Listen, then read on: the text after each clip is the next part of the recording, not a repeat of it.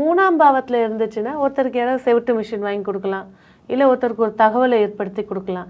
4ஆம் பாவம்னு இருக்கும்போது ஒருத்தர் வீடு கட்டுறாங்க, கொஞ்சம் ஹெல்ப் கேட்குறாங்க, கடன் கேட்குறாங்க, இல்லை ஒருத்தருக்கு வீடே இல்லை, அவங்க தங்கிக்கிறதுக்கு ஒரு ஆசிரமம் இந்த இடத்துல இருக்கு போங்க, பணம் வந்துச்சுன்னா கட்டியே சேர்த்து விடலாம். 5ஆம் பாவம்ன்றது குழந்தைகள், குழந்தைகள் ஸ்தான விஷயங்களை எடுத்து செய்யலாம், அவங்களுக்கு ஆசிரமத்தில் ஏதாவது ஹெல்ப் பண்ணலாம், இல்லை குழந்தைக்கு ஒரு ட்ரெஸ்ஸு வாங்கி கொடுக்கலாம், இல்லை குழந்தைக்கு ஒரு நோட் புக் வாங்கி கொடுக்கலாம். ஸோ எந்த பிளானட்டு எந்த பாவத்தோட சம்மந்தப்பட்டிருக்கோ அதுதான் சக்ஸஸ்ஸு. எந்த தோஷத்தை தர கிரகம் எந்த பாவத்தில் இருக்கோ அதுதான் ப்ராப்ளம்.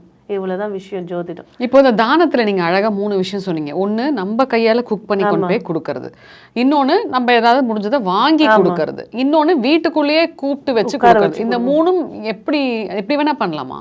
அதாவது 4, 8, 12 சம்மந்தப்பட்டுச்சுன்னா 4 வீட்டில் உட்கார வச்சு உட்கார்ந்து சாப்பாடு போடணும். 3ஆம் பாவம்ன்றது பயணத்தை சொல்லுங்க, 3, 9ன்றது பயணத்தை சொல்லக்கூடியது. அப்போ சமைச்சு எடுத்துகிட்டு போய் கொடுத்துடலாங்க.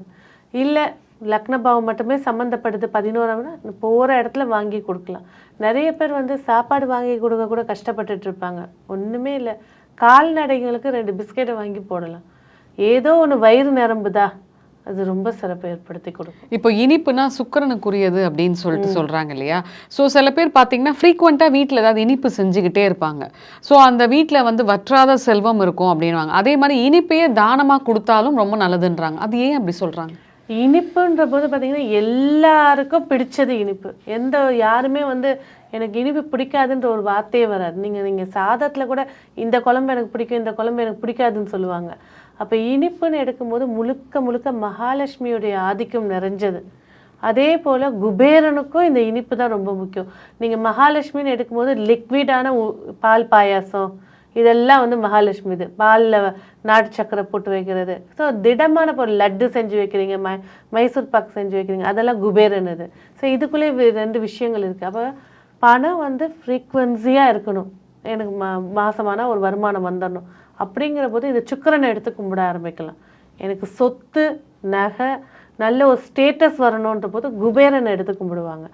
சில பேர் என்ன செய்வாங்க, லக்ஷ்மி குபேரன் சொல்லி 2 பேரையுமே வச்சு வழிபாடு செய்வாங்க. அவங்க அதாவது எந்த தெய்வத்தை கும்பிட்றோமோ அந்த சுவையை வச்சு தான் வழிபாடு செய்யணும்.